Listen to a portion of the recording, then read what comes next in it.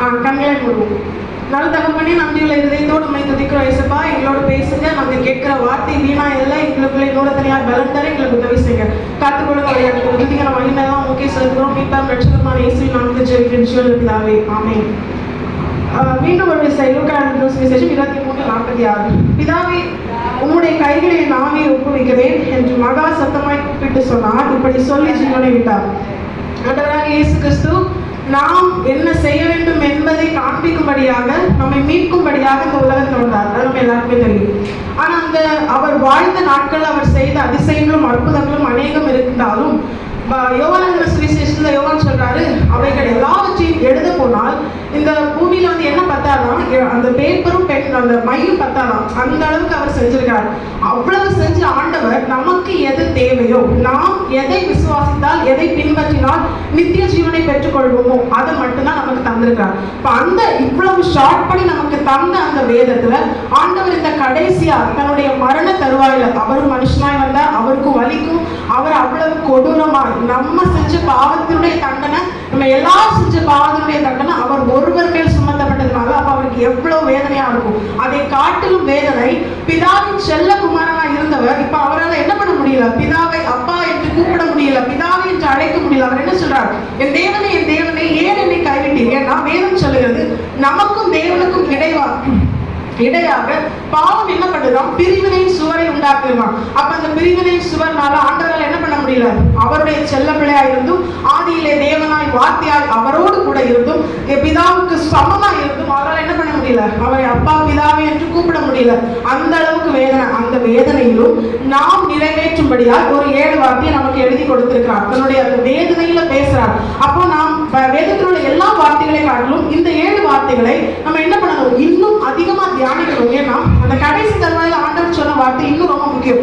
மறிக்கிற தருவாயில சொல்ற வார்த்தைகள் என்ன பண்ணுவாங்க, ரொம்ப கவனமா கேட்பாங்க. அதே போல நம்முடைய வாழ்க்கையில நம் மனுஷனை எல்லாம் பார்க்கிறோம், நம் ஜீவனுள்ள தேவனாய் இன்றும் ஜீவனோடு இருந்த நமக்காக பரிந்து பேசிக் கொண்டிருக்கிற ஆண்டவரை பார்க்கிறோம். அப்ப அந்த ஆண்டவரை பார்த்து அவர் சொல்ற வார்த்தையை கேட்டு நம்ம நடந்தாதான் நித்திய ஜீவனுக்கு போக முடியும். நம்மளை சுத்தி நிறைய பேர் சொல்லுவாங்க, மனுஷன் சொல்லுகிற வார்த்தை அல்ல, என் வார்த்தையின்படி எவன் செய்கிறானோ அவனே பிதாவினிடத்தில் வருவான், என்ன இல்லாமல் ஒருவனும் பிதாவினிடத்தில் வர முடியாது. இதுதான் இயேசு சொன்னது. ஏன்னா இயேசு தான் பரலோகத்துக்கு ஓனர். நம்ம வீட்டுக்கு ஒருத்தங்க வரணும்னா நமக்கு பிடிக்காத கிரியைகளோடு வந்தா நம்ம அலோவ் பண்ண மாட்டோம். ஒரு மனுஷனை, அழிந்து போகிற மனுஷனை, அழிந்து போகிற வீட்டுக்கு இவ்வளவு உரிமை பாராட்டும் போது அடுத்த தலைமுறையில் யாருக்கு போகும் தெரியாது. அப்ப அந்த அளவுக்கு இருக்கிற ஒரு மனுஷனை தனக்குரிய காரியத்துல இவ்வளவு பலனா செயல்படும் போது, சர்வ வல்லமை உள்ள தேவன், பூமியும் அது நிறைவும் கர்த்தருடையதுன்னு சொன்ன தேவன் அவர் சொல்றாரு, என்ன இல்லாமல் பிதாவினிடத்தில் வர முடியாது. நான் சொல்றபடி நீ கேட்கணும். யோவான் 14:6, நானே வழியும் சத்தியமும் ஜீவனுமா இருக்கிறேன். நான் சொல்றது நீ கேட்டா நீ என்கிட்ட வரலாம், எல்லாம் வர முடியாது. அன்பான தேவன் தான். அதுக்குன்னு உலகத்தில் அன்பு கூர்ந்தார் தான் இருக்கு. யோவான் 3:14, அதுக்குன்னு உலகத்தோட எல்லாரும் கூட்டிட்டு போயிடலாம் கிடையாது. அவருக்கு என்ன, முதல் வருகையில அவரால் தெரிந்து கொள்ளப்பட்டு கொடுக்கப்பட்ட ரட்சிப்பை யாரு பாதுகாக்கிறாங்களோ அவங்களை மட்டும்தான் என்ன பண்ணுவாரு, மீண்டும் ஒரு விஷயம் அவர் வந்து திருடனை போல வருவேன்னு சொல்றாரு. யாருக்கும் தெரியாது. முதல் விஷயம் வந்தது எல்லாருக்கும் தெரியும். இப்ப வரைக்கும் நமக்கு தெரியும். ஆண்டவர் வந்தது நம்ம என்ன பண்றோம், டிசம்பர் 25 நினைவு கூர்ந்து கொண்டாடுறோம். அதே போல அவர் மீட்டு வரமாட்டார், ரகசியமாய் வருவார். எதற்கென, தமக்காக ஆயத்தப்படுத்தப்பட்ட மணவாட்டி சபையை அழைத்து செல்ல. அந்த தேவன் சொல்றாரு, இந்த கடைசி வார்த்தை அவர் சொல்றாரு, ஜீவனை, அவர் மனுஷனாய் வந்து ஜீவனை கொடுப்பதற்கு கடைசி அவர் சொன்ன வார்த்தை என்னன்னா, பிதாவே உன் கைகளில் ஆவியை ஒப்புவிக்கிறேன். இப்ப தனக்குள் இருக்கிற ஆவியை அவர் கருத்துல கொடுக்கிறாரு. இதுல ஒரு விஷயம் நம்ம பார்க்கலாம். என்னன்னா, ஸ்திரீயின் கருவில அவர் யார் உருவாக்குறார், பிதாவாகிய தேவன் தான் நம்மை உருவாக்குகிறார். எரேமியா 1:5 பார்க்கிறோம், நான் உன்னை தாயின் கருவில் உருவாக்கும் முன்னமே உன்னை அறிந்தேன், நான் உன்னை தாயின் கருவில் வெளிப்படும் முன்னமே உன்னை பரிசுத்தம் பண்ணினேன், உன்னை ஜாதிகளுக்கு தீர்க்கதரிசியாக கட்டளையிட்டேன். எப்போ அவன் பிறக்கிறதுக்கு முன்னாடி அவர் பார்த்து அறிந்து அவர் என்ன பண்றாரு, பரிசுத்தம் பண்ணி தீர்க்கதரிசியா கட்டளையிட்டு தான் வெளியே அனுப்புறார். இப்ப இந்த அளவுக்கு கர்த்தரால் உருவாக்கப்பட்டு பரிசுத்த ஆவியானவராலே ஒரு வித்தாய் அவர் உருவாக்கப்பட்டு வந்த ஆண்டவர் இப்ப சொல்றாரு, உங்களுடைய கரங்களில் நான் ஆவியை ஒப்புவிக்கிறேன். அப்ப தேவ பிள்ளைகளாக்கி நம்முடைய வாழ்க்கையிலும் நம்முடைய கடைசி நேரம், அந்த கடைசி நேரத்தில் நம்முடைய அனுபவம் இருக்கணும். இப்படிதான் இருக்கணும். ஏன்னா வசனம் சொல்லுகிறது, வசனத்தை எழுத்தாய் பார்க்கிறவங்களுக்குள்ள ஜீவன் இருக்காது. வசனம் யாருடைய வாழ்க்கையா மாறுதோ அவங்களுக்கு தான் ஜீவன். வசனத்தை வாசிட்டு அப்படியே போனா நமக்கு அதனால பிரயோஜனமே இல்லை. நானும் கிறிஸ்தவன் சொன்னா எனக்கு என்ன பிரயோஜனம்? அதனால ஒரு பிரயோஜனம் உலகத்துல கிடைக்காது. அதனால ஒரு நன்மையும் இல்லை. நான் கிறிஸ்தவனா, கிறிஸ்துவுக்குள் வாழ்ந்தாதான் எனக்கும் நன்மை, என்னை சுற்றி இருக்கிறவங்களுக்கு நன்மை. என் நிமித்தம் என் குடும்பத்துக்கு நன்மை வரணுமே தவிர என் நிமித்தம் எனக்கும் என் குடும்பத்துக்கும் என் சமுதாயத்துக்கும் கேடு வரக்கூடாது. அப்ப நான் என்ன பண்ணணும்? கிறிஸ்துவுக்குள் வாழணும். அப்ப கடைசியாக சொல்றாரு, என் ஆவியை உன்னுடைய கரங்களில் ஒப்புவிக்கிறேன். யார் உருவாக்கினாலும் அவர் கரத்துல தன்னுடைய ஆவியை கொடுக்கிறார். இதே போல நம்முடைய வாழ்க்கையில நமக்கு ஒரு கடைசி நேரம் இருக்கு. அது கர்த்தருடைய ரகசிய வருகையோ இல்ல மரணமோ எது முதலில் சம்பவிக்குமோ, தேவ பிள்ளைகளாகி நாம் நம் ஆவியை, நமக்குள் தேவன் உருவாக்கின தம்முடைய ஆவியை நம்ம என்ன பண்ணணும்? அவர் கரத்துல கொடுக்கணும். அதுதான் நமக்கான ஜெயம். ஜெயம் கொள்கிறவன் எவனோ அவன் என்னோடு கூட நான் பிதாவின் வலது பாசத்தில் உட்கார்ந்து இருக்கிறது போல அவன் என் கூட இருக்கான், என் கூட உட்கார்ந்து இருக்கான் ஆண்டவர் சொல்றார் வெளிப்படுத்தின விசேஷம் 3ஆம் அதிகாரத்துல. இப்ப நம்முடைய வாழ்க்கையில அவரை போல ஜெயித்து அவருடைய வலது பாசத்துல சிங்காசனத்திலே பரலோக ராஜ்யத்திலே நித்திய நித்தியமாய் ஆளுகை செய்கிற தேவப்பிள்ளைகளா இருக்கணுமே தவிர நம்ம பேசிட்டு விடுற அந்த நிலைமையில இல்ல.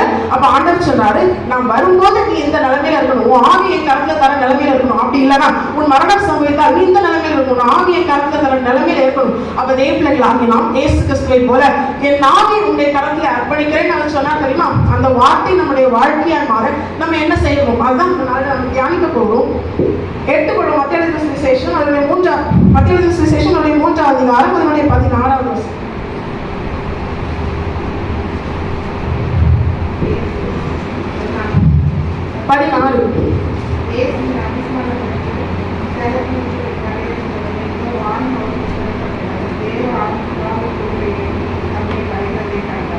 அந்த இடத்துல நம்ம பார்க்கிறோம், இயேசுடைய ஆவியோடு கூட ஒரு ஆவி இணையுது. அப்ப நம்முடைய வாழ்க்கையில இது ஒரு எக்ஸாம்பிள். ஆண்டவர் சொல்றாரு, என் ஆவியை உங்க கரத்துல கொடுக்குறேன் அப்படின்னு சொல்றாரு. அது மட்டும் தான் நம்ம பார்க்கிறோம். ஆனா அதுக்கு நடுவில் அவர் வாழ்க்கையில் ஒரு ப்ராசஸ் நடந்திருக்கு. என்னன்னா, பரிசுத்த ஆவியானவரால் உருவாக்கப்பட்ட அவரே இடையில என்ன பண்றாரு? தேவன் மனுஷன் செய்ய வேண்டும் என்று தன்னை கொண்டு காண்பிக்கிற அந்த காரியத்தை ஃபுல்ஃபில் பண்றாரு. அதுதான் அவருடைய ஆவியோடு கூட பரிசுத்த ஆவியானவர் இணைகிறார். இதுதான் நம்முடைய வாழ்க்கையில நமக்கும் அந்த வார்த்தை வாழ்க்கையா மாறணும் ஆண்டவர் காமிக்கிறார். அப்ப நம்முடைய லைஃப்ல நமக்கென தேவன் உருவாக்கின ஒரு ஆவி, எல்லா ஆவியும் பிதா நமக்கு தந்த ஆவி. அவர் ஊதவும் நம்ம ஜீவ ஆத்மாவானோமா, நம்முடைய நாசியிலே அவர் ஊதினார், நாம் ஜீவ ஆத்மாவானோம். அப்ப அவருக்குள் இருந்த வந்த ஆவி நாம் பிறக்கும் பொழுது நமக்குள்ள இருக்கு. அதனால நம்ம உயிரோட இருக்கிறோம். அதோட கூட என்ன பண்ண முடியாது? ஓட்டத்தை முடிக்க முடியாது. நல்ல போராட்டத்தை போராடினேன், ஓட்டத்தை முடித்தேன், விசுவாசத்தை காத்துக்கொண்டேன், இது முதல் நீதியின் கிரீடம் எனக்காக வைக்கப்பட்டிருக்கு அப்படின்னு சொல்லி போல்டா சொல்லணும்னா நம்முடைய ஆவியால பரலோகத்துக்குள்ள போக முடியாது. அதற்கு என நம்முடைய வாழ்க்கையை ஆயத்தப்படுத்தும்படியாக கொடுக்கப்பட்டவர் தான் பரிசுத்த ஆவியானவர். இந்த இடத்துல இயேசு கிறிஸ்து யாரு? பரிசுத்தத்தினாலே உருவானவர். பரிசுத்த ஆவியானவர் மரியாள் மேல் நிழலிடும் போது அவங்க என்ன பண்ணாங்க? கர்ப்பவதியாகி ஒரு குமாரனை பெற்றார் என்று வேதம் சொல்கிறது. அப்ப பரிசுத்த ஆவியானவரால் உருவாக்கப்பட்ட அந்த இயேசு கிறிஸ்துவுக்கே அவர் வாழ்க்கையில நாம் செய்யபடியாக அவர் காண்பித்து தருகிற காரியம் என்ன? பரிசுத்த ஆவியானவர் மீண்டும் அவர் மேல் நிழலிட்டு அவருடைய ஆவியோடு கூட பரிசுத்த ஆவியானவர் இணைந்திருக்க வேண்டும். இதே போலதான் நம்முடைய வாழ்க்கை இன்னும் அதிகம். ஏன் தெரியுமா? நாம் பிறக்கும் பொழுது என் தாய் என்னை பாவத்தில் கர்ப்பத்தரித்தார் என்று சங்கீதக்காரன் சொல்கிறான். அப்ப நம்முடைய வாழ்க்கையில முதலாம் ஆதாமின் கீழ்ப்படியாமை என்கிற பாவத்திற்குள்ளாக வந்த நாம் இரண்டாம் ஆதாமாக இயேசு கிறிஸ்துவோடு இணைக்கப்பட வேண்டும்னா, பரலோக ராஜ்யத்துக்கு போகணும்னா நம்ம என்ன பண்ணணும்? நம்முடைய ஆவியோடு பரிசுத்த ஆவியானவர் இணைந்திருக்க வேண்டும். அப்படி இணைந்திருந்தால் மட்டுமே நம்மால் பரலோக ராஜ்யத்தை சுதந்திரிக்க முடியும். பரிசுத்த ஆவியானவர் இல்லைன்னா பரலோக ராஜ்யத்தை நிச்சயமா சுதந்திரிக்க முடியாது. அதற்கு ஒரு சான்று தான் இது. ஏன்னா இயேசு கிறிஸ்துவோட ஆவியோடு கூட இப்ப யார் இணைகிறார்? அவர் ஞானஸ்நானம் பெற்று கரையேறின உடனே பரிசுத்த ஆவியானவர் அவர் மேல் வந்து இறங்குகிறார். அவர் மேல் தங்கியிருந்தான் வேதம் சொல்கிறது. நானும் பிதாவும் ஒன்றாயிருந்தோம் அவர் சொல்றாரு. அப்ப இந்த அளவுக்கு பரிசுத்த ஆவியானவர் இயேசுவோடு கூட இருக்கிறார். யார் இந்த பரிசுத்த ஆவியானவர் அப்படின்னு நம்ம தியானிச்சோம்னா, பிதாவுக்குள் இருந்த ஆவி. அவர் நமக்கு ஒரு சுவாசத்தை தந்தார் தெரியுமா? நம்ம ஜீவ ஆத்மாவோட நமக்குள்ள ஒரு ஆவி வந்தது. ஆனா பிதாவுக்கிடையே இருந்த ஆவிதான் பரிசுத்த ஆவி. அவர் பரிசுத்த தேவனா இருந்ததுனால அவருக்குள் இருந்த ஆவியை பரிசுத்த ஆவியானவர் என்று நம்ம என்ன பண்றோம்? அடையாளப்படுத்துகிறோம். அவருக்கு ஒரு ஆழ்த்துவம் இருக்கிறது. அவரும் ஒரு தேவனாய் அறியப்படுகிறார். நம்ம ஆராதிக்கிற தேவன் திரியேக தேவன். அவர் ஒருவராய் இருக்கிறார். ஆனா அவருக்குள்ள திரியேக கேரக்டர்ஸ் இருக்கு. எப்படி பழைய பாட்டுல பிதாவாகிய தேவன் தம்மை வெளிப்படுத்தினாரோ அதே போல புதிய பாட்டுல நம்முடைய வார்த்தையாகிய குமாரனை இந்த உலகத்துக்கு அனுப்புறார். அதுக்கு அப்புறமா இயேசு கிறிஸ்து எடுத்துக்கொள்ளப்பட்ட பிற்பாடு அவர் என்ன பண்றாரு? தேவ பிள்ளைகளாகிய நம்மை சபையை பலப்படுத்தும்படியா நமக்கென அவர் கொடுத்ததுதான் பரிசுத்த ஆவியானவர். ஏன்னா அவர் எப்படிதான் இருந்தார்? யூதர்களின் ராஜா, யூதர்களின் தேவனா இருந்தார். ஏன்னா அவர் தெரிந்து கொண்டது பரிசுத்த சந்ததியில் ஆபிரகாம் ஆதாம்ல துவங்கி ஆபிரகாம் வரைக்கும் அவர் பரிசுத்த சந்ததியின் தேவனாய் மட்டுமே அறியப்பட்டார். அவர்கள் மட்டுமே அவரை ஆராதிக்க முடியும். ஆபிரகாம், ஈசாக்கு, யாக்கோபு அவர்களுடைய கோத்திரம் இன்று வரைக்கும் இஸ்ரவேல் யூத ஜனங்கள் இருக்காங்க. அவங்க நிச்சயமா என்ன பண்ண மாட்டாங்க, நம்ம ஏற்றுக்கொள்ள மாட்டாங்க. ஆனா நாம் அவர்களால் ஏற்றுக்கொள்ளப்படணும்னு அவசியம் இல்லை. அவர்களை தெரிந்து கொண்ட தேவன் நம்ம ஏற்றுக்கொண்டு இருக்கிறார். இதுதான் தேவ பிள்ளைகளாகிய நாம் பெற்ற பாக்கியம். அப்ப நமக்கு தேவன் பாராட்டின இந்த கிருபையை உணர்ந்து, ஆண்டவரே இப்படியே லைஃப் போகக்கூடாது, என் லைஃப் நீங்க எதுக்காக என்ன அழைத்தீரோ, எதுக்காக என்னை முன்குறித்தீரோ, எதற்காக என்னை நீதிமானாக்கி மகிமைப்படுத்துவீரோ அந்த லைஃப்ல நான் வரணும். அப்ப நான் என்ன பண்ணணும், உங்க வார்த்தையை வாழ்க்கையா மாறணும். பரிசுத்த ஆவியானவர் நம்முடைய ஆவியோடு இணைந்திருக்கணும். வேதம் சொல்கிறதை ஏற்றுக்கொள்வோம். ரோமர் எழுதிய நிருபம் 8வது அதிகாரம் அதனுடைய 16வது வசனம். நானே வாசிக்கிறேன். நாம் தேவனுடைய பிள்ளைகளா இருக்கிறோம் என்று ஆவியானவர் தாமே நம்முடைய ஆவியுடனே கூட சாட்சி கொடுக்கிறார். இப்ப நம்ம ஆண்டவருடைய பிள்ளைன்னு சொல்லி நமக்கு யார் தான் சொல்லித்தரா? ஆவியானவர் தான் சொல்லித்தராரு. அது மாத்திரமல்ல, இன்னொரு வார்த்தை எபேசியர் 4வது அதிகாரம் அதனுடைய 30வது வசனம். அன்றையும் நீங்கள் நீக்கப்படும் நாளுக்கு இன்று முத்திரையாக பெற்றுக்கொண்ட பரிசுத்த ஆவியை துக்கப்படுத்தாதீர்கள். இந்த வசனங்கள் தெளிவாய் சொல்லுகிறது, நாம் தேவனுடைய பிள்ளைகள் என்று நமக்கு தெரியப்படுத்துகிறவர் ஆவியானவர். அதே போல பரலோகத்திலே நாம் போய் செயல்படியான அந்த நாள் இருக்கு. ஒன்று கர்த்தருடைய வருகை, என்ன மரணம். இந்த 2 நாள்ல பிதாவாகிய தேவனுக்கு நம்மை அறிமுகப்படுத்தும்படியாக தான் தம்முடைய ஆவியை அவர் நமக்குள்ளே தந்திருக்கிறார். அவர் என்ன பண்ணுவாரு, மீட்கப்படும் நாளுக்கு என நம்மை முத்திரையா இருப்பாராம். அப்போ பிதாவாகிய தேவன் தம்முடைய கோதுமையை களத்திலே பரலோகத்திலே சேர்க்கும் பொழுது, ஆண்டவரே யாரெல்லாம் நாங்க சேர்க்கணும் அப்படின்னு சொல்லி தூதர்கள் கேட்கும்போது ஆண்டு சொல்வாரா, பதரெல்லாம் அவியாத அக்னியில போட்டு கோதுமையை களஞ்சியத்துல சேர்த்து. அப்ப கோதுமை என்று நம்மை அடையாளப்படுத்தும்படியாக தான் நமக்காக பரிசுத்த ஆவியானவர் கொடுக்கப்பட்டிருக்கிறார். பரிசுத்த ஆவியானவர் இல்லைன்னா நிச்சயமா பரலோகத்துக்கு போக முடியாது. பரிசுத்த ஆவியானவரை மீட்கப்படும் நாளுக்கு என முத்திரையாய் கொடுக்கப்பட்ட பரிசுத்த ஆவியானவரை துக்கப்படுத்தாதீங்கன்னு இருக்கு. அப்ப அவரும் துக்கப்படுவாரு. இயேசு கிறிஸ்துவே சொல்றாரு, நான் என் மகிமையை தேட மாட்டேன், என்ன நீங்க எவ்வளவு தூஷணமா பேசினாலும் நான் மன்னிச்சிருவேன். வேதத்துல எந்த ஒரு பாவனாலும் மன்னிக்கப்படுமா? ஆனா பரிசுத்த ஆவியானவருக்கு விரோதமான பாவம் மன்னிக்கப்படாது. ஏன்னா தகுதியே இல்லாத நம்மை தகுதிப்படுத்தி பரலோக தேவனுடைய மனவாட்டியாய் உருவாக்குவதுதான் பரிசுத்த ஆவியானவருடைய வேலை. அப்ப அந்த ஆவியை நிந்திச்சா, தூஷிச்சா, சத்தம் போடுறாங்க, கத்துறாங்க, அவங்களுக்குள்ள இருக்கிற கிரியை என்ன, அதை அவங்க கர்த்தருக்கு கணக்கு கொடுப்பாங்க. நம் கிரியை என்ன, நம்ம ஒழுங்கா இருக்கிறோமா, நம்ம எப்படி இருக்கோம், நம்ம ஃபேமிலி எப்படி இருக்கு, இதை பார்த்து இதை சரி செஞ்சு இதுக்காக செழிச்சு போறதுக்கு இந்த ஆயுள் பத்தாது. ஏன்னா நம்ம சூழ்ந்திருக்கிற ஜனங்கள் அவ்வளவே இருக்காங்க. நம்ம அவ்வளவு பேருக்கா ஜெபிக்க வேண்டியது இருக்கு. இதெல்லாம் நம்ம மத்தவங்களே பார்த்துட்டு இருந்தோம்னா நிச்சயமா என்ன பண்ண முடியாது, நம்முடைய காரியத்தை நம்மளால் பார்க்க முடியாது. அப்போ எல்லா காரியத்திலையும் நம்ம ஞானமா இருக்கணும். முதலாவது கர்த்தர் சொல்றாரு, எனக்கு பிதா தந்தவர்களையும் ஒருவரை நான் இழந்து போகல. அப்ப நமக்குன்னு தேவன் தந்த சில காரியங்கள் இருக்கு. நம்முடைய ஆவி, நம்முடைய ஆத்துமா, நம்முடைய சரீரம். அதுக்கு அடுத்ததான் நமக்கு தேவன் தந்த குடும்பம், அதுக்கு அடுத்ததான் நமக்கு தேவன் தந்த சபை, சமுதாயம், இந்த மாதிரி நிறைய காரியங்கள் இருக்கு. இப்ப இதுல நம்ம என்ன பண்ணணும், தேவ பிள்ளைகளாகிய நாம் கான்சென்ட்ரேட் பண்ணணும். அப்ப பரிசுத்த ஆவியானவர் நிச்சயமா நமக்கு தேவை. அப்ப நமக்கு ஒரு கேள்வி வரும், ஆண்டவர்கிட்ட 2 கள்ளங்க தொங்குனாங்களே, அவங்க ஞானஸ்நானம் எடுக்கல, பரிசுத்தாவியும் வரல, ஆனா பரலோகத்துக்கு போயிட்டாங்களே அப்படின்னு நமக்குள்ள ஒரு கேள்வி வரும். இது காமனா எல்லாருக்குள்ளே வரும். என்ன பரிசுத்தாவியாங்கிறனா பரலோகத்துக்கு முடியாதா? அவரு ஃபர்ஸ்ட் பரதேசிக்குள்ள போனதே இயேசு கிறிஸ்துவோட அந்த கள்ளன் தானே போனோம். அப்ப எப்படி அவன் பரிசுத்தாவியான பெற்றான்? இயேசு கிறிஸ்து பரமேறி போனதுக்கு அப்புறம் தானே பரிசுத்தாவியான வரும். பெந்தேகோஸ்தே நாளன்று, 50வது நாள் என்கிற விடுதலையின் நாளன்று அது அருளப்பட்டது அப்படின்னு நமக்குள்ள தோணும். அப்ப ஆண்டவர் கேட்பார் நம்மளை பார்த்து, அவன் தன்னுடைய தவறுக்கான ஆக்கினை பெற்றுக்கொண்டான். அவன் 3 ஆண்டில எப்படி இயேசு கிறிஸ்து அவர் நம்முடைய எல்லா பாவனாலும் அவன் முழுமையா கிழிக்கப்பட்டா 3 ஆண்டுல தொங்கினான். ஆனா அவன் என்ன பண்ணான், அவனை அப்படிலாம் அடிச்சாங்களா அப்படிலாம் நமக்கு தெரியல. ஆனா அவனும் 3 ஆண்டுகள்ல தொங்குறான். தான் செய்த தவறை அதற்கான தண்டையை பூமியிலே அவன் அனுபவிச்சிட்டான். அதனால ஆண்டவர் என்ன பண்ணாரு, அவனுக்கு கன்செஷன் கொடுத்தார். அப்ப நம்ம ஆண்டவரை அவனுக்கு மட்டும் என்ன, நீங்க பட்சபாதம் உள்ள தேவர்கள் எல்லாம், அப்ப எல்லாருக்கும் நீங்க ஒரே மாதிரி செய்யணும் அப்படின்னு நம்ம கேட்டா ஆண்டவர் கேட்பார், அப்ப ஒன்னே நான் 3 ஆண்டுல தொங்க விடலாம் ஆண்டவர் கேட்பார். அப்ப ஆண்டவர் நீதியாய் நியாயம் செய்கிற தெய்வம். நீதியும் நியாயமும் அவருடைய சிங்காசனத்தின் ஆதாரம் என்று சங்கீதக்காரன் சொல்லுகிறான். இப்ப நம்முடைய லைஃப்ல அடுத்தவங்க இப்படி பண்றாங்க அப்படி பண்றாங்க இல்ல, என்னுடைய லைஃப்ல நான் எப்படி இருக்கேன், எனக்கு ஆண்டவர் என்ன சொல்றார், என்ன பரலோகத்துக்கு கூட்டிட்டு போகணும்னா நான் என்ன செய்யணும், ஏன் கூட ஆண்டவர் என்ன சொல்றார், எல்லாருக்கும் ஒரே மாதிரி தான் சொல்லுவார். ஏன்னா பரிசுத்த ஆவியானவர் ஒருவரே அப்படின்னு வசனம் தெளிவாய் சொல்கிறது 1 கொரிந்தியர்ல. இப்ப நம்முடைய லைஃப்ல நம்மை குறித்து தேவன் சொல்லுகிற காரியம் என்ன, அந்த கள்ளனை பார்க்க கூடாது, வேற யாரையும் பார்க்க கூடாது. நமக்கு தேவன் சொல்கிறார், ஆவியானவர் முத்திரையாக உனக்கு கொடுக்கப்பட்டிருக்கிறார். ஆவியோட ஆவியானவர் இணைந்திருந்தா மட்டும்தான் மீட்கப்படும் நாள்ல நீ மீட்கப்படுவார். அப்படி இல்லைன்னா பதறையெல்லாம் அவியாத அக்னியிலே சேர்க்கப்படும். அப்ப பரிசுத்த ஆவியானவர்னால நமக்கு என்ன யூஸ், பரலோகத்துக்கு போறதுதான் யூஸ் ஆகும். அப்படின்னு கேட்டா நிச்சயமா இல்லை. பரிசுத்த ஆவியானவர் பூமியில நம்ம வாழ்ற நாட்கள்ல நமக்குள்ள அநேக கிரியைகள் செய்கிறார். அதுதான் எடுத்துக்கொள்வோம். யோவான் எழுதின சுவிசேஷம் 14ஆம் அதிகாரம் 26வது வசனம்.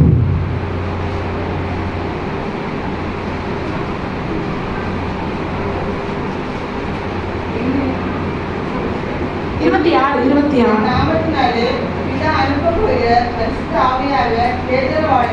எல்லாவற்றையும் உங்களுக்கு போதித்து நான் உங்களுக்கு சொன்ன எல்லாவற்றையும் உங்களுக்கு நினைவூட்டுவார்.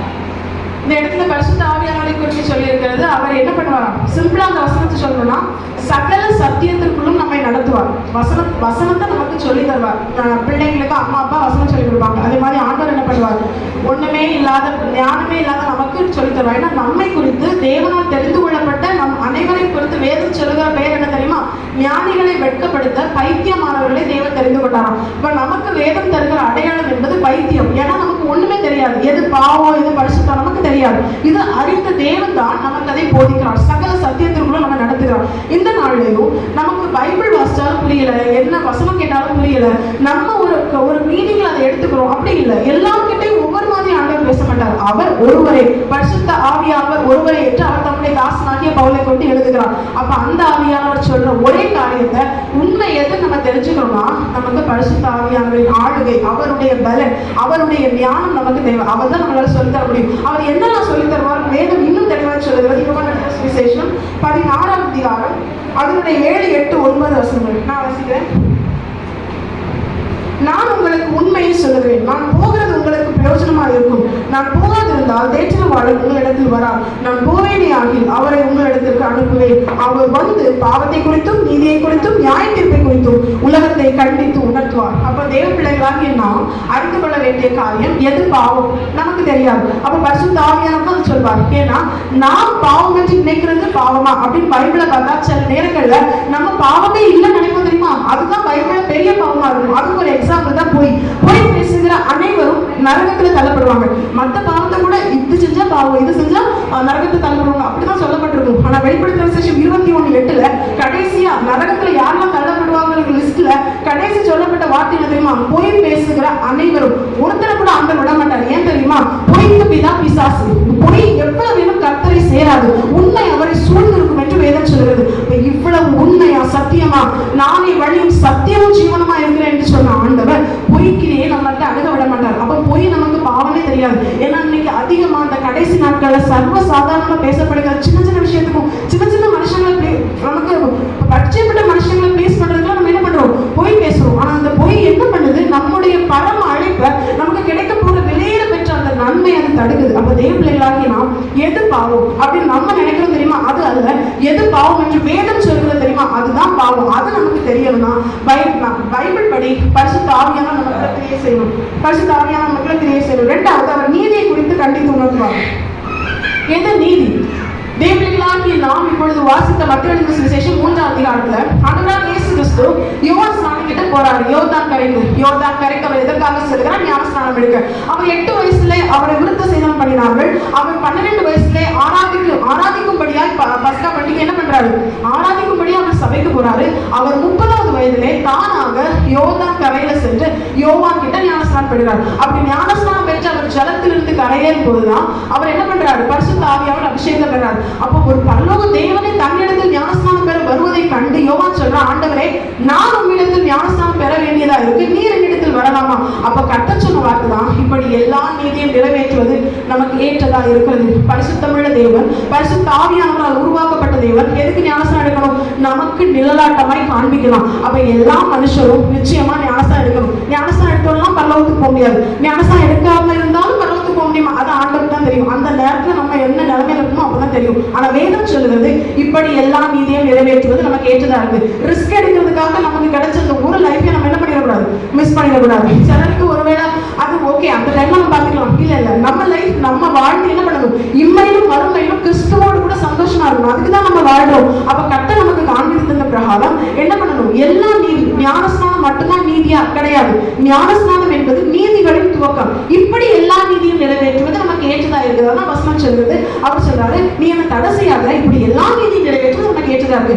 எதெல்லாம் நீதி வேதத்துல தான் சொல்லியிருக்கு. அப்ப இந்த நீதி ஞானஸ்நானம் என்பது துவக்கம். அந்த துவக்கத்துல இருந்து கர்த்தர் நம்மை வந்து அழைத்து செல்லும் வரைக்கும் நாம் என்னென்ன நீதியை செய்ய வேண்டும் என்று நமக்கு காண்பித்து தர நமக்கு தேவனால் அருளப்பட்ட பலன் தான் பரிசுத்த ஆவியானவர். அவரால் மட்டும்தான் காண்பிக்க முடியும். ஏன்னா வெளிப்படுத்தின விசேஷத்துல கர்த்தர் சொல்றாரு, பரிசுத்தம் உள்ளவன் இன்னும் பரிசுத்தம் ஆகட்டும், நீதி செய்கிறவன் இன்னும் நீதி செய்யட்டும். 10 நீதி பைபிள்ல சொல்லியிருக்கு, எல்லாத்தையும் முடிச்சிட்டேன் அப்படின்னு கிடையாது. ஒரு நாள் நீதி செஞ்சா அடுத்த நாள் ஆண்டவர் இன்னொரு நீதியை கொண்டு பேசுவார். ஒவ்வொரு நாளும் நம்மை அவருக்குள்ளே பலப்படுத்துவார். ஏன்னா அவர் வந்து எவ்வளவு பெரிய தேவன் தெரியுமா? நம்ம கிரகிக்க கூடாத அளவுக்கு பெரிய தேவன். அவர்கிட்ட போகணும்னா எவ்வளவு பரிசுத்தம், எவ்வளவு நீதி, இது நம்முடைய பலத்தால் நிச்சயமா முடியாது. ஏன்னா நாம் பாவத்திற்குள்ளே விழுந்து போனவர்கள். ஆனால் நம்மை மீட்கும்படியாக தான் அவர் வந்தார். அப்ப இந்த நாள்ல கர்த்தர் சொல்றாரு, எது பாவம் நான் தான் சொல்லி தருவேன், என் பலன் தான் சொல்லி தரும். அப்ப நீ என்ன பண்ணணும்? பரிசுத்த ஆவியானவர் பெற்றுக்கொள்ளணும். எது நீதி, எதெல்லாம் நீ செய்யணும் அதை நான் தான் சொல்லி தருவேன். நான் வசனத்துல என்ன சொல்லணும் அதை மட்டும்தான் நீ செய்யணும். அதுக்கு மாறா யார் என்ன சொன்னாலும் அதை நம்ம மைண்ட் பண்ணணும்னு அவசியம் இல்லை. நமக்கு ஆண்டவர் என்ன சொல்றாரு, நம்மளை பரவத்துக்கு கூட்டு போற ஆண்டவர் என்ன சொல்றாரு, அது மட்டும் தான் நம்ம கேட்கணும், வேற கேட்கணும்னு அவசியம் இல்லை. இப்போ ஆண்டவர் என்ன சொல்றாரு, பைபிள் என்ன சொல்லிருக்கோ அது மட்டும் தான் நம்ம கேட்கணும். நீதி எதுவோ அதை தேவன் சொல்லி தருவார், பரிசுத்த ஆவியானவர் சொல்லி தருவார். பரிசுத்த ஆவியானவர் தேவர்களில் ஒருவர் அல்ல, தேவனுக்குள் இருக்கிற ஆவியானவர். அவர் நமக்கு காண்பித்து தருவார். மூன்றாவது கர்த்தர் நமக்கு காண்பித்து தருகிற காரியம் தான் நியாயத்தீர்ப்பு. இந்த வசனம் சொல்லுகிறது, பிசாசானவன் நியாயம் தீர்க்கப்பட்டதுனால நியாய தீர்ப்பை குறித்து. இப்ப பிசாசானவன் நியாயம் தீர்க்கப்பட்டான். அவன் எதெல்லாம் நியாயம் தீர்க்கப்பட்டான்? தன்னை தேவனுக்கு மேலாக உயர்த்தான். பாவம் செஞ்சா நியாயம் தீர்க்கப்பட்டான், நரகத்துக்கு என தள்ளப்பட்டான். அப்போ நியாய தீர்ப்பு, கர்த்தர் நீதி உள்ளவர் என்பதை நமக்கு பரிசுத்த ஆவியானவர் சொல்லி தருவார். பிள்ளைன்னு அன்பு செலுத்தி தப்பெல்லாம் அவர் வந்து இது பண்ண மாட்டார். என் பிள்ளை தானே, எனக்கு ரொம்ப பிடிச்ச பிள்ளை, அதனால தப்பு செஞ்சா நான் அதை மன்னிச்சிடுவேன், மன்னிப்பாரு. ஆனா அதற்குரிய சிக்ஷையை கொடுப்பார். நான் உன்னை தண்டியாமல் விட மாட்டேன், என்ன பண்ண மாட்டேன், உன்னை வந்து பயங்கரமா தண்டிக்க மாட்டேன், ஆனால் மட்டாய் தண்டிப்பேன்னு சொல்றாரு. அப்போ தேவன் நீதி உள்ளவா இருக்கிறதுனால தேவ பிள்ளைகளாகிய நாம் தவறு செய்தால் நிச்சயமா அதற்கென ஒரு நியாய தீர்ப்பு. அது இம்மையிலோ, நீதிமான் அவனுக்கு பூமியிலே சரி கட்டப்படும், இம்மையில அவன் தப்பு செஞ்சா அவனுக்கு சிக்ஷை உண்டு. அதுல கர்த்தருடைய பிள்ளைகள், கர்த்தருடைய வார்த்தைக்காக காத்திருக்கிற தேவ ஜனங்களுக்கு அதிகமா சிக்ஷை வரும். வலது புறமும் இடது புறமும் சாய வேண்டாம், சாயலாமா நினைச்சாலே அவனுக்கு என்ன விடும், அவனுக்கு அடி விடும். அதுதான் கர்த்தர் அவன் மேல் பாராட்டுகிற அன்பு. அன்பான அப்பா அம்மா தான் பெற்ற பிள்ளைங்க தப்பு செஞ்சா என்ன பண்ணுவாங்க, கண்டிப்பாங்க. அவங்கள பத்தி பிள்ளைங்களை பத்தி கேர இல்லைன்னா அவங்க கண்டிக்க மாட்டாங்க. அப்ப கர்த்தர் நம்மை சிக்ஷிக்கிறார். நியாய தீர்ப்பை குறித்தும் நமக்கு கண்டித்து உணர்த்துகிறார். தாவீது இருதயத்துக்கு ஏற்றவே ஆண்டவர் சொன்னாரு. ஆனா தாவீது உரியாவை கொன்று அவன் மனைவியை தன்னுடையவளை எடுத்துக்கொண்டதுனால தாவீதின் முதல் பிள்ளையை கர்த்தர் அடித்தார். அது கேவலமாய் மரித்து போனது என்று வேதம் சொல்கிறது. ஆண்டவர் பயங்கரமானவர், ஆண்டவர் நீதி செய்கிறவர், அன்பானவர், இரக்கமுள்ளவர், சமாதான தேவன். இதெல்லாம் நம்ம பார்க்கிறோம், அதெல்லாம் அவர் நமக்கு காண்பிக்கிறார். ஆனாலும் நீதியும் நியாயமும் என்கிற ஒரு சிங்காசனத்தின் மேல் அவர் அமர்ந்திருக்கிறார். இனி அவர் எந்த சிங்காசனத்தின் மேல் அமர்ந்தவராய் வெளிப்படுவார் தெரியுமா? வெள்ளை சிங்காசனத்திலே நியாய தீர்ப்பு. அந்த நியாய தீர்ப்பை குறித்து நமக்கு கண்டித்து மாற்ற ஒரு பயம் வரணும், நடுக்கத்தோட கர்த்தரை சேவிக்கணும். பாவம் செஞ்சா பாவத்துக்குரிய ஆத்மா சாகும். அப்ப நம்ம என்ன பண்ணணும்? பாவம் செய்யக்கூடாது. பாவம் செஞ்சுட்டு ஆராதிச்சுட்டு ஆண்டவர் நம்மளை சிச்சிக்கவே இல்லையே, நம்ம ஆசீர்வதிக்கப்பட்டு தானே போறோம் அப்படின்னா நம்ம ரொம்ப மோசமான ஒரு நிலையில இருக்கணும்னு அர்த்தம். ஏன்னா அப்படிப்பட்டவர்களை துன்மார்க்கரை கர்த்தர் ஆக்கிரிக்கு நியாயம் தீர்த்து வைத்து விட்டார். அப்படிப்பட்ட நிலைமைக்காக கர்த்தர் நம்மை தெரிந்து கொள்ளவில்லை. இன்னும் எவ்வளவு பேருக்கு இயேசு என்கிற நாமம் தெரியாது. ஆனா இன்னைக்கு இவ்வளவு தூரம் தெரிஞ்சும் அவரை ஆராதிச்சும் நம்ம பரலோகத்தை மட்டும் நம்ம இழந்துட்டோம்னா அதை விட ஒரு மோசமான நிலை நமக்கு கிடையாது. இந்த உலகத்துல என்ன கிடைச்சோ கிடைக்கலையோ, யார் மதிச்சாங்களோ மதிக்கலையோ, யார் என்ன பேசுனாங்களோ பேசலையோ, நமக்கு கர்த்தர் நம்மோடு கூட நம்மளை நடத்தணும். நம்மை இம்மையிலும் நடத்தணும், மறுமையிலும் கொண்டு போகணும். பரலோக ராஜ்யத்துல கர்த்தரோடு கூட நித்தியமாய் அவருடைய மனவாட்டியா வாழணும். இந்த ஒரு நோக்கத்தோட நம்ம வாழ்ந்தோம்னா அவருடைய ஜனத்தை அவர் என்ன பண்ண மாட்டார், ஒருபோதும் கைவிட மாட்டார். சகதியா தீர்க்கதரிசியை கொண்டு ஆண்டவர் எழுதினார் 8ஆம் அதிகாரத்துல, என் ஜனத்துக்காக நான் கடும் வைராகியம் கொள்வேன், நான் மகா உக்கிரமான வைராகியம் கொள்வேன். ஆண்டவருடைய பிள்ளைகள் அந்த உலகத்திலே ரொம்ப பிளஸட். ஏன் தெரியுமா? சர்வவல்லமையுள்ள தேவன் கூட இருக்காரு. என்ன இருந்தோ இல்லையோ கர்த்தர் கூட இருந்து நடத்துகிற வாழ்க்கை, அது ஒரு மகிமையான ஒரு சமாதானமான ஒரு லைஃப். அந்த லைஃப் நமக்கு வேணும்னா பரிசுத்த ஆவியானவரின் ஆளுகை நமக்கு வேணும். அவர் தான் சகலத்தை குறித்து, பாவத்தை குறித்தும் நீதியை குறித்தும் நியாய தீர்ப்பை குறித்தும் நமக்கு கண்டித்து உணர்த்துவார். இப்படி உணர்த்தி நம்மை அவருடைய மனவாட்டியாய் உருவாக்கப்படுவார். ஒரு எஸ்தர் ராஜாத்தி அகாஸ்வேர் ராஜாக்காக, ஒரு உலக ராஜா, இன்னைக்கு அகாஸ்வேர் ராஜா இல்லை, அந்த ராஜாக்காக ஆயத்தப்படுத்தப்பட்ட எஸ்தர் ராஜாத்தியை தனக்கென ஏற்படுத்தப்பட்ட அந்த மெய் காப்பாளன் சொல்ற காரியங்கள்லாம் கேட்டு அவன் கொடுத்த காரியத்தை தவிர வேற ஒன்றை அவன் வாங்காம ராஜ சமூகத்துக்கு போனதுனால ராஜா கண்களில் அவனுக்கு தயவு கிடைத்துதான். அந்த காரியத்துல பழைய பாட்டு காரியம் நமக்கு புதிய பாட்டுக்கு நிழல். அகாஸ்வேர் ராஜாவை ஆண்டவராக இயேசு கிறிஸ்துவுக்கும் எஸ்தர் ராஜாத்திய மணவாட்டி சபைக்கும் அந்த அவளை காவல் பண்ணின அந்த ஏகா என்கிற அவனை பரிசுத்த ஆவியான நிலாட்டமா நம்ம சொல்றோம். அப்ப பரிசுத்த ஆவியானவர் நமக்கு எது தராரோ அது நமக்கு போதும். பரிசுத்த ஆவியானவருக்கு எது தரலையோ அது நமக்கு வேண்டாம். ஒருவேளை உண்மையில பார்க்கறது ரொம்ப பளபளப்பா ஷைனிங்கா இருக்கலாம், ஆனா அந்த மறுபடியும் நம்ம கொடி ஆக்கினை நரகத்துல தள்ளணும், நிச்சயமா அது நமக்கு வேண்டாம். அப்படிப்பட்ட ஒரு லைஃப் வாழ்றவங்கள நம்மளை பார்த்து ஆண்டவர் சந்தோஷப்படுவார். நம்மளை பார்த்து ஆண்டவர் சந்தோஷப்படும். நம்மளை பார்த்து வேற யாரும் சந்தோஷப்படணும்னு எந்த அவசியம் இல்லை. மற்றவங்களை சந்தோஷப்படுத்துறதுக்காக நம்ம பிறக்கல. நம்ம லைஃப்ல கர்த்தரை சந்தோஷப்படுத்தணும். நம்ம இவ்வளவாய் செழிப்பித்து நேசித்து ஒன்றுக்கு உதவாத குப்பையில கிடந்த நம்மை, எப்பொழுது மறிப்போம் என்றது தெரியாத இருந்த நம்மை இவ்வளவாய் நடத்துகிற ஜீவனுள்ள தேவன், நமக்காக ஜீவனை தந்தவர், இம்மையிலே ஜீவனாக நமக்குள்ளே இருக்கிறார், மறுமையில நித்திய ஜீவனை கொண்டு சேர்ப்பார். அந்த தேவனை சாட்டிஸ்ஃபை பண்ணி அந்த தேவனை சந்தோஷப்படுத்தி அவர் சொல்றது செஞ்சு அப்படி ஒரு லைஃப் வாழ்ந்தா அது ஒரு தனி சந்தோஷமா இருக்கும். நீங்க அந்த உலகத்துக்குரியவர்களா இல்ல, ஆனா நீங்க எப்படி இருக்கிறீங்க, பரலோகத்துக்கு என்ன பரிசுத்த ஆவியானவரா உருவாக்கப்படுகிற மனவாட்டியா இருக்கீங்க. அந்த லைஃப் உங்களுக்கு வேணும்னா அதுதான் உலகத்திலே பெஸ்டான ஒரு லைஃப். அந்த லைஃப் வேணும்னா பரிசுத்த ஆவியானவர் நமக்கு நிச்சயமா வேணும். அப்படி இருந்தாதான் போக முடியும். அப்ப நமக்குள்ள ஒரு கேள்வி எழுந்துச்சு, இவ்வளவு சூப்பரா அப்ப பரிசுத்த ஆவியா நமக்குள்ள வரணும், நம்ம என்ன செய்யணும் அப்படின்னு நமக்குள்ள ஒரு கொஸ்டின் வரும். அதற்காக தான் எடுத்து வாசிப்போம். மத்திய சுவிசேஷம் 3ஆம் அதிகாரம் 16 நம்ம வாசிச்சோம். இயேசு கிறிஸ்து நீதியை நிறைவேறின பிற்பாடு அவருக்குள்ளே பரிசுத்த ஆவியார் வந்தார். அதே மத்திய சுவிசேஷம் 4ஆம் அதிகாரம் அதனுடைய 1வது வசனத்தை வாசிக்கிறேன். அப்பொழுது இயேசு பிசாசினால் சோதிக்கப்படுகிறதுக்கு ஆவியானவர்களை வனாந்திரத்தில் கொண்டு போகப்பட்டார். பரிசுத்த ஆவியானவர் நமக்குள்ள வரணும்னா, நீங்க ஓவரால் பைபிள்ல எல்லா பரிசுத்தவான்களுடைய வாழ்க்கையில பார்த்தீங்கன்னா பரிசுத்த ஆவியானவர் நமக்குள்ள வரணும்னா இயேசு கிறிஸ்துவை போல நாம் அவருக்கு கீழ்ப்படியணும், அர்ப்பணிக்கணும். பரிசுத்த ஆவியானவர் சும்மா இயேசு கிறிஸ்து வந்து நம்ம அன்பு செலுத்தி வந்தா, நான் பரிசுத்த ஆவியானவர் அப்படி இல்லை, அவர் ரொம்ப சென்சிட்டிவ். அவரை துக்கப்படுத்தினா அவர் சைலண்டா நம்மளை விட்டு விலகிடுவார். அவர் விலகினது எப்போ தெரியுமா, ஒரு பெரிய ஆக்கினை நமக்கு வரும்போது தான் தெரியும். அதுதான் சிம்சோனை விட்டு பரிசுத்த ஆவியானவர் கொண்டு வர சிம்சோனுக்கு தெரியவே இல்லை. ஆனா பெலிஸ்தியரின் கை சிம்சோன் மேல் ஓங்கின போதுதான் சிம்சோனுக்கு தெரிஞ்சது பரிசுத்த ஆவியானவர் நம்மளை விட்டு போயிட்டாரு. ஏன்னா பாவம் செய்கிற ஆத்மா சாகும், பாவம் செஞ்சதுனால சிம்சோனை விட்டு பரிசுத்த ஆவியானவர் போயிட்டார். இப்ப நம்முடைய லைஃப்லையும் பரிசுத்த ஆவியானவர் நமக்குள்ள வரணும்னா நாம் நம்மை அர்ப்பணிக்கணும். ஆண்டவரே நீர் சொல்வதை நான் செய்வேன், நீங்க என்ன கைட் பண்றீங்களோ அதை நான் செய்வேன். சிமியோன் என்கிற தேவ மனுஷன் கர்த்தருடைய ரட்சிப்பு வர காத்திருந்தானா. அப்ப அந்த மனுஷன் மேல பரிசுத்த ஆவியானவர் இருந்து அவன் என்ன பண்றானா, நீ தேவாலயத்துக்கு போ அப்படின்னு சொல்லி அவனை அவசரப்படுத்துறான். அவன் தேவாலயத்துக்கு என்னைக்கு போலதான் நம்ம போறோம் அப்படின்னு நினைச்சிட்டு வந்திருக்கலாம். ஆனா அன்னைக்குதான் ஆண்டவராக இயேசு கிறிஸ்துவை விருத்த சேதனம் பண்ணும்படியா 8வது நாள்ல தகப்பன் தாய் அவன் என்ன பண்றாங்க, ஆண்டவராக இயேசு கிறிஸ்துவை சபைக்கு கொண்டு வராங்க. இப்ப நம்முடைய லைஃப்ல இந்த ஒரு அனுபவம், பரிசுத்த ஆவியானவர் என்ன ஆளுகை செய்ய நான் அர்ப்பணிக்கும் போதுதான் பரிசுத்த ஆவியானவர் எனக்குள்ள வருவார். கொர்நேலியு என்கிற ஒரு 100க்கு அதிபதி வீட்டுல அப்போஸ்தலர் 10 நம்ம பார்க்கிறோம். அவன் என்ன பண்றான், ஆண்டவர் சொல்றாரு நீ பேதுருவை கூப்பிடு, ரட்சிப்பின் வழி அவன் உனக்கு சொல்லுவான். அவன் அதே மாதிரி பேதுருவை கூப்பிடுறான். ரட்சிப்பின் வழியை பேதுரு சொல்லும் பொழுதே அவன் ஞானஸ்நானம் எடுக்கல, ஆனாலும் அவன் மேல் பரிசுத்த ஆவியானவர் வந்தார். அந்த ஜனத்திற்கு எல்லாம் மேலே வந்தான். அப்ப ஞானஸ்நானம் எடுக்கலாம் வருவாரா, ஞானஸ்நானம் எடுக்கலாம் பரிசுத்த ஆவியானவர் வருவார். எப்ப தெரியுமா, நீ அர்ப்பணிக்கிற இருதயத்தோட இருக்கணும். அர்ப்பணிக்கிற இருதயத்தோட இருந்தாதான் பரிசுத்த ஆவியானவர் வருவாரு. இந்த கொர்நேலியு அதுக்கப்புறம் ஆண்டவரே வந்துட்டாரு, பரிசுத்த ஆவியானவர் வந்துட்டாரு, நீ நம்ம ஃப்ரீ தான் அப்படின்னு சொல்லி போகல. அதுக்கு அடுத்ததான் கொர்நேலியு என்ன செஞ்சான், அவனோடு கூட பரிசுத்த ஆவியானவர் வல்லமை பெற்று பல பாஷைகளை பேசினவர்களும் ஞானஸ்நானம் பெற்றார்கள். இதுதான் கீழ்ப்படுகிற இருதயம் யாருக்குள்ள வருதோ அதை பார்த்து, இருதயத்தை பார்த்து தான் ஆவியானவர் வருவாரு தவிர முகத்தை பார்த்தோம் நம்ம ரொம்ப எதை பார்த்து வரல, இருதயத்தை பார்த்து ஆவியானவர் கிரியை செய்வார். நமக்குள்ள இருக்கிற இருதயம் கீழ்ப்படி ஆயத்தமாயிட்டுனா பரிசுத்த ஆவியானவர் நிச்சயமா வருவார். அப்ப இதுதான் பரிசுத்த ஆவியானவர் நமக்குள்ள வர நாம் செய்ய வேண்டிய காரியம். அது மாத்திரமல்ல, பரிசுத்த ஆவியானவர் நமக்குள்ள இருக்கிறாரா இல்லையா இதை எப்படி தெரிஞ்சுக்கிறது, இது ரொம்ப கஷ்டமான விஷயம் இந்த கடைசி நாட்கள்ல. ஏன்னா எல்லாருமே என்ன பண்றாங்க, பரிசுத்த ஆவியானவர் இருக்கிறது போல காமிச்சுக்கிறாங்க. யாரையும் நம்ம குறை சொல்ல வேண்டாம், ஏன்னா குறை சொல்லுகிறது பிசாசின் ஆவி. மோசேயின் சரீரத்தை குறித்து பிசாசு வந்து மிகாவேல் கூட தர்க்கிக்கும் போது மிகாவேல் அவங்க கூட என்ன பண்ணல, தர்க்கிக்கல. அதுக்கு பதில் அவன் என்ன சொல்றான், கர்த்தர் உன்னை கடித்து விடுவாராக. நம்ம தர்க்கிக்காண்டாம், நம்ம மற்றவங்களும் சொல்லலாம், நாம் நம்மை ஆராய்ந்து அறிவோம் எனக்குள்ள பரிசுத்த ஆவியானவர் இருக்கா அப்படின்னு நான் எப்படி தெரிஞ்சுக்கிறது அப்படின்னா, முதலாவது காரியம் வேதம் சொல்லுகிறது. மத்திய சுவிசேஷம் 7வது அதிகாரம் அதனுடைய 17வது வசனம். அப்படியே நல்ல மரம் எல்லாம் நல்ல கனிகளை கொடுக்கும், கெட்ட மரமோ கெட்ட கனிகளை கொடுக்கும். வாசிங்க அடுத்தது. நல்ல மரம் கெட்ட கனிகளை கொடுக்க மாட்டாது, கெட்ட மரம் நல்ல கனிகளை கொடுக்க பண்றாரு. நல்ல கனி கொடாத மரம் எல்லாம் கெட்டுண்டு அக்னியிலே போடப்படும். சரி.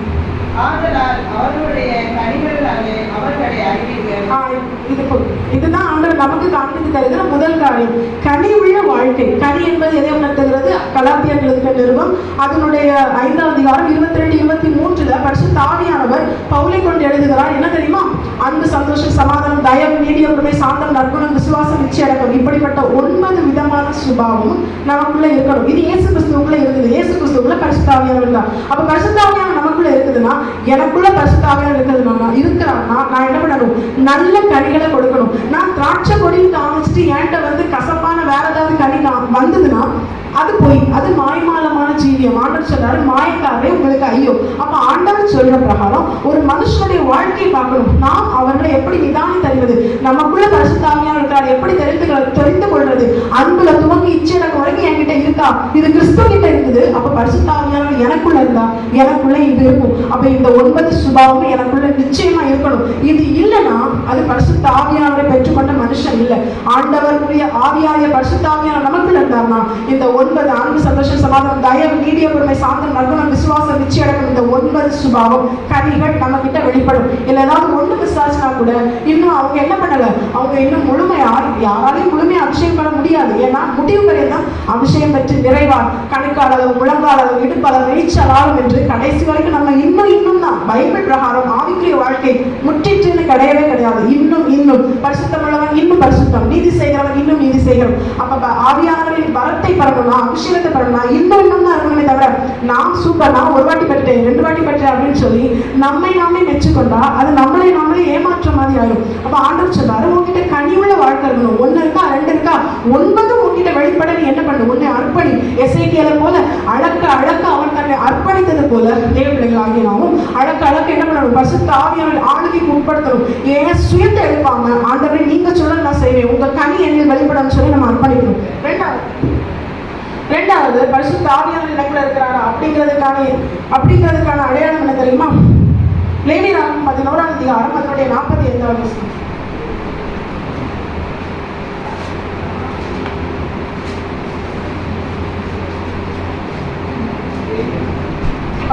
பதினொன்றாம் அதிகாரம் அதனுடைய 45ஆம் வசனம். நான் தேவனாயிருக்கும்படி உங்களை வரவழைய கர்த்தர் நான் பரிசுத்தர், ஆகையால் நீங்களும் பரிசுத்தராய் இருப்பீர்களாக. பரிசுத்த தேவனுக்குள்ள இருக்கிற ஆவியானவர் பரிசுத்த ஆவியானவர். பேரே அப்படிதான் இருக்கு, பரிசுத்த ஆவியானவர். அப்ப பரிசுத்த ஆவியானவர் நமக்குள்ள இருக்கிறார். நம்ம வாழ்க்கை காமிச்சு கொடுக்க எப்படி இருக்கணும்? பரிசுத்தமா இருக்கணும். எதுல வெளிப்புறமா மக்கள் பார்க்கும்போது மட்டும் பரிசுத்தமா இருந்தா பார்த்தாது, நம்ம தனி வாழ்க்கை எப்படி இருக்கு அது நமக்கும் நம்முடைய அந்தரங்க ஜீவியம் அது நமக்கும் ஆண்டவருக்கு மட்டும்தான் தெரியும். சொல்லப்போனா நம்மளை விட ஆண்டவருக்கு நல்லாவே தெரியும். அப்ப அந்த லைஃப் எப்படி இருக்கு? தாவீது பாவம் செஞ்சது எடுத்த உடனே சுற்றி இருக்கிற எல்லாருக்கும் தெரியாது, ஆனா கர்த்தருக்கு தெரியும். இதே மாதிரிதான் நம்ம பாவம் செஞ்ச உடனே அது நமக்கு தெரியும், ஆனா ஆண்டவருக்கு நல்லாவே தெரியும். அப்ப நம்ம என்ன பண்ணக்கூடாது? ஆண்டவர் மற்றவங்கள மாதிரி ஆண்டவருக்கு என்ன மறைச்சிடலாம் அப்படின்னு நம்ம நினைக்கக்கூடாது. நமக்குள்ள உண்மையாவே பரிசுத்த ஆவியானவர் இருந்தால்னா நம்மளுடைய வெளி தோற்றத்துக்கு நம்ம எவ்வளவு பரிசுத்தமா காமிக்கிறோமோ, நல்ல பிள்ளையா காமிக்கிறோமோ, அதை விட நம்முடைய அந்தரங்க வாழ்க்கை எப்படி இருக்கும்னா பரிசுத்தமா. நம்ம நினைக்கிற பரிசுத்தம் இல்ல, வேதம் சொல்லுகிறது தேவனுக்கு ஏற்ற பரிசுத்தத்தில் நடந்து கொள்ளுங்கள். அப்ப கர்த்தருக்கு ஒரு லெவல் இருக்கு, அந்த லெவலை நம்ம ரீச் பண்ணணும். அது இன்னும் தான் போகுமே தவிர நம்ம அப்ப இன்னைக்கு காலைல பைபிள் வாசிச்சோம், ப்ரேயர் பண்ணோம், நம்ம இன்னைக்கு சூப்பரா எல்லாம் முடிச்சிட்டோம் அப்படின்னு சொல்லி நம்மை நாமே நிதானித்து நம்ம என்ன பண்ணக்கூடாது? ஓகே அப்படின்னு சொல்லக்கூடாது. இன்னும் ஆண்டவரே என்கிட்ட நீங்க என்ன எதிர்பார்க்குறீங்க? இன்னும் என் அந்தரங்க வாழ்க்கை எப்படி இருக்கும்? பரிசுத்த வாழ்க்கை வாழணும்னா ஆவி, ஆத்துமா, சரீரம், ஆவிக்குரிய வாழ்க்கை, பூமிக்குரிய வாழ்க்கை, ஊழிய வாழ்க்கை இருக்கு. எல்லாருக்குமே ஊழியம் உண்டு, அதை நம்ம தான் தெரிஞ்சு செய்யணும். அது ஆண்டவர் நமக்கு கொடுத்த அழைப்பு. வெளிப்படுத்தின விசேஷம் 1:6 பிரகாரம் உங்களை ராஜாக்களும் ஆசாரியரும் இன்னைக்கு நாம் நினைவு கூறுகிற இந்த நாளின்படி அவர் ரத்தம் சிந்தினார். அவருடைய ரத்தம் நம்ம ராஜாக்களும் ஆசாரியர்களும் மாற்றிருக்கோம். இங்க இருக்கிற ஒவ்வொருவருக்கும் ஒவ்வொரு அழைப்பை தேவன் வைத்திருக்கிறார். நம்ம தெரிஞ்சு கொண்டு செய்யணும். அப்ப இந்த நாள் ஆண்டவர் சொல்றாரு, பரிசுத்தமுள்ள வாழ்க்கையை வளர்க்கணும்னு அர்ப்பணிக்கணும், கனிநிறைந்த வாழ்க்கையை வளர்க்கணும்னு அர்ப்பணிக்கணும். அப்ப இப்படிப்பட்ட சுபாவம் நம்ம கிட்ட வெளிப்பட்டதுன்னா, என்கிட்ட வெளிப்பட்டதுன்னா நான் என்ன பண்ணலாம்? ஓகே, ஆண்டவருக்குள்ள நம்ம என்ன பண்றோம்? கொஞ்சம் இப்பதான் ஸ்டார்ட் பண்ணிக்கலாம் அப்படின்னு நினைச்சுக்கலாம். ஏன்னா அதுக்கு லிமிட் கிடையாதுல்ல. அப்போ அதே போலதான் மற்றவங்க கிட்டையும் இவங்க பரிசுத்த ஆவியானவரால நிரப்பப்பட்டிருப்பாங்க அப்படின்னு சொல்லி இன்னொருத்தங்க கிட்ட போய் நம்ம போய் ஏமாற வேண்டிய அவசியம் இல்லை. ரட்சிக்கப்பட்டவனுக்கு எல்லாரையும் நிதானிக்க முடியும், யார் யார் எப்படி, அதுக்கு ஆண்டவர் உதவி செய்வார். ஆனா ரட்சிக்கப்பட்டவனை யாராலையுமே நிதானிக்க முடியாது. இதுதான் கர்த்தர் செய்கிற கிருபை.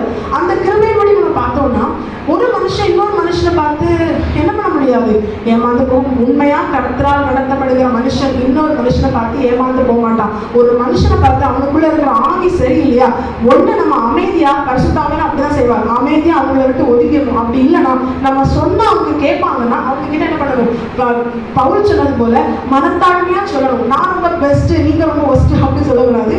மனத்தாழ்மையா சொல்லணும். நம்மளால என்ன முடியுமோ அதை அவங்க கோபப்படாத அளவுக்கு உங்களுக்கு புரிய வைக்கணும். அவங்க கேட்டா கர்த்தருக்கு ஸ்தோத்திரம், கேட்கலையா அவங்களுக்காக கர்த்தர்கிட்ட ஜெபிக்கணும். உலகத்திலே செய்ய வேண்டிய பெரிய உதவி மற்றவர்களுக்காக ஜெபிப்பது. ஏன் தெரியுமா, இயேசு கிறிஸ்து தன்னுடைய சீஷர்கள் கிட்ட தனியா அழைத்து சென்ற 3 அந்த பிரதான சீஷர்கள் கிட்ட அவர் கேட்டது, எனக்காக ஜெபிச்சுக்கோங்க அப்படின்னு சொல்லிட்டு தனியா ஜெபிக்க போனார். அப்போ உலகத்துல எடுத்தவுடன் நம்ம ஒரு விஷயத்துல போய் மூடல் எல்லா காரியத்திலும் தலையிட்டு கொள்கிறான், விவேகியோ ஆபத்தை கண்டு மறைந்து கொள்கிறான். அப்ப எல்லா காரியத்திலும் எடுத்தவுடனே போய் இன்டர்ஃபியர் ஆகி ஹெல்ப் பண்றேன்னு சொல்லிட்டு நம்ம மாட்டிக்கொள்றதை விட ஆவியானவர் உணர்ந்ததோடு ஜெபித்து அவங்களுக்கு உதவி தேவைன்னா உங்களுக்குள்ள இருக்கிற ஆவியானவர் எதுக்கு இருக்கிறாரு, அவர் கற்றுத் தருவார். சகல சத்தியத்திற்குள் நடத்துகிற ஆவியானவர் அங்க என்ன பிரச்சனை உங்களுக்கு சொல்வார், அங்க என்ன உதவி உங்களால செய்ய முடியுமோ அதை செய்ய வைப்பார். நம்ம ஹெல்ப் பண்றதை நம்மளுடைய சுய பலத்துல போனோம்னா நம்ம மாட்டிக்கொள்வோம். ஆண்டவர் சொல்வாரு, நான் ஒன்ன சொல்லணும், ஆண்டவர் சொல்லதான் செய்யணும். ஆவியானவர் வழிநடத்துற அந்த வழிநடத்துல நடக்கணும். ஒரு கந்தாகை மினிஸ்ட்ரி, அந்த கந்தாகை ராஜஸ்திரி மந்திரிக்கு சுவிசேஷத்தை பிரசங்கிக்கணும். அவன் எங்கேயோ போறான், பிலிப்பு எங்கேயோ இருக்கான். ஆனா பரிசுத்த ஆவியானவர் பிலிப்பு என்ன பண்றாரு, அவனுக்கு கொண்டு போய் அவனுக்கு சுவிசேஷம் சொல்றார். அப்ப ஆவியானவர் ஒரு மனுஷனுக்கு ஹெல்ப் பண்ணணும், நம்மை கொண்டு ஹெல்ப் பண்ணணும் அப்படின்னு நினைச்சிட்டாருன்னா அவரை தடுக்கத்தக்க வல்லமை இந்த உலகத்துல கிடையாது. வல்லமை உள்ள தேவன். அப்ப அவர் நம்மள என்ன பண்ணுவாரு, லீட் பண்ணுவார். அவர் லீட் பண்றதுனால நடந்தோம்னா நமக்கு எந்த பிரச்சனையும் இல்லை, மற்றவங்களுக்கு பிரச்சனை இல்லை. அதை விட்டுட்டு நீதிமன்றங்களை சொல்லப்பட்ட மூட நெடுக போய் தண்டிக்கிறோம். எல்லா பிரச்சனையும் நம்ம இன்டர்ஃபியர் ஆகக்கூடாது. எல்லா பிரச்சனையிலும் யார் இன்டர்ஃபியர் ஆகணும், கர்த்தர் முன்னமே தீர்மானித்திருப்பார். நம்ம இன்டர்ஃபியர் ஆகணும், நம்ம அதுல இன்வால்வ் ஆகணும். நம்ம இன்டர்ஃபியர் ஆகக்கூடாதா, ஆவியானவர் தடை பண்றாரா, நம்ம போகக்கூடாது. பவுல் இந்த ஆசியா கான்டினென்ட்டுக்கு வர அவர் முயற்சித்த போது பரிசுத்த ஆவியானவர் தடை பண்ணி அவர் வேற இடத்துக்கு கொண்டு போறாரு. எவ்வளவு பெரிய ஒரு அப்போஸ்தலர் பவுல், அவரையே ஆசியா கண்டத்துக்கு வர விடாமல் பரிசுத்த ஆவியானவர் தடை செஞ்சா, அப்ப பரிசுத்த ஆவியானவர் என்ன உதவி செய்ய விடாமல் தடை செய்யறாரு கிடையாது. பவுலே உனக்கான ஊழியம் இல்லை, அது நான் வேற ஒருத்தருக்கு வச்சிருக்கேன். இங்க யார் வந்தோம், இங்க தேவனால் தீர்மானிக்கப்பட்ட ஒரு மனுஷன் வந்தார். அப்ப நம்முடைய வாழ்க்கையில தேவன் நம்மை குறித்து வைத்திருக்கிற திட்டம், தேவன் நம்மை நடத்துகிற பாதை, இதற்கு உட்பட்டு நம்ம வாழ்ந்தோம்னா நம்முடைய வாழ்க்கை எல்லா விதத்திலும் நன்மையா இருக்கும். இம்மையிலும் நம்ம கர்த்தரோடு கூட சந்தோஷமா இருக்கலாம், மறுமையிலும் கர்த்தரோடு கூட சந்தோஷமா இருக்கலாம். அந்த வருகையில அவர் வந்து நம்மை அழைத்து செல்வது அதிக லட்சியம். பரிசுத்தம் இல்லாமல் தேவனை ஒருவரும் தரிசிக்க முடியாது. பரிசுத்த ஆவியானவரின் ஆளுகை இல்லாமல் பரிசுத்தமா வாழ முடியாது. தேவனைகளாகி நாம் இதை உணர்ந்தவர்களால் இந்த வசனத்துக்கு கீழ்ப்படிந்து வாழ்ந்து நாம் நம்மை முழுமையாக கர்த்தரை பார்த்து அர்ப்பணிப்போம். வசனத்தை கேட்கிற அனைவரையும் ஆசிரியத்து வழிநடத்துவாராக. கர்த்தருடைய பரிசுத்த நாமம் மட்டுமே மகிமைப்படுவதாக. மாரநாதா இயேசு வருகிறார், ஆயத்தமாகவும் ஆயத்தப்படுத்துவோம். ஆமென்.